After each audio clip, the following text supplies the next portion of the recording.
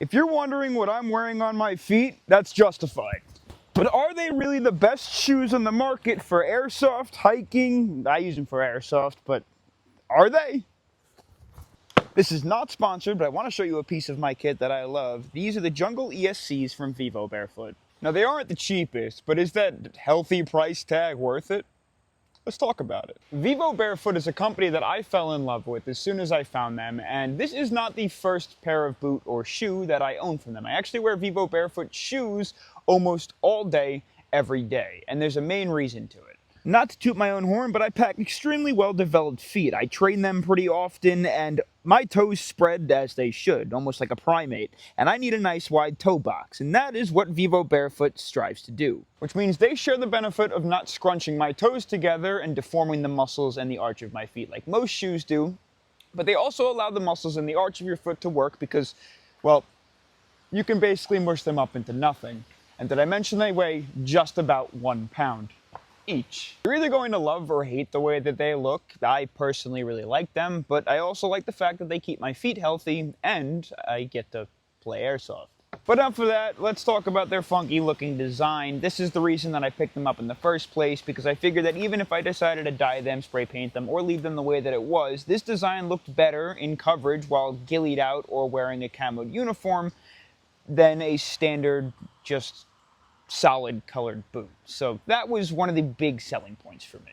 Now, a good portion of the year, it's very hot where I live, so we need breathability, and I get asked a lot if they are waterproof, and I regret to tell you they're not. However, they are designed to be extremely breathable, and I'll show you that now.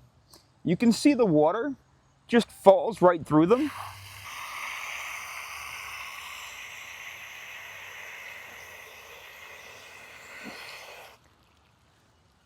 And the nice part is it doesn't keep it inside. It'll actually drain all of the water out of the sides of the boot. And believe it or not, they're made with a fast drying material too.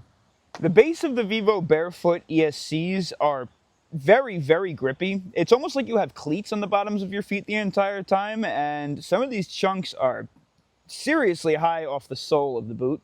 So you shouldn't have to worry about rugged terrains or climbing over sticks and twigs and logs and stones and rocks. And even when it does get wet, it still maintains its same grippiness. Now, as much as I am a fan, the ankle support is, it's kind of flimsy. It's there. You do have some ankle cushions.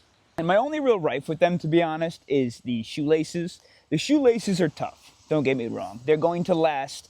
They are unbelievably thick though, and they're long, so they're designed to wrap around the boot in the back for extra support and to keep them from untying. That just keeps backwards tension on the laces. However, they are so thick that even when you do tie them into a bow, they sometimes come untied, and I thought this would wear in over the next year or so, but it just sort of hasn't. It still kind of comes undone. So you might want to actually take these out, replace them with some paracord. That would probably work just fine, I would assume. And if worse comes to worse, you were to rip the laces, you could just replace the paracord.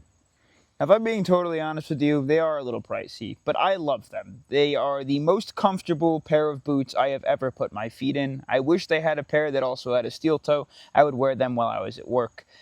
But sadly, Vivo, get on that.